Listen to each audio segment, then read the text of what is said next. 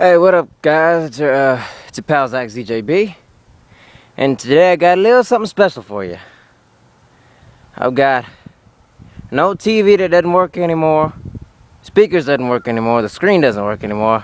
I can't really find any use for it, but a target for a new 50 cal black powdered rifle. So I've got a round loaded in it right now. Got 100 grains of powder. I think I got like a 240 grain bullet in here, so I'm gonna see what happens. Alrighty.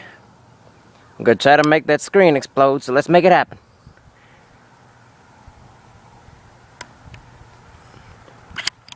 Pull the bolt back. Alrighty, here we go.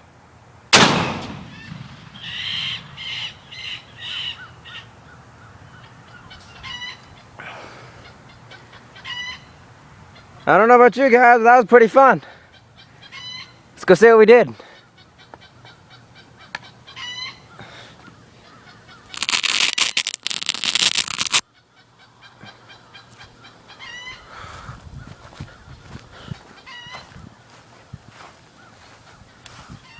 Ho ho ho!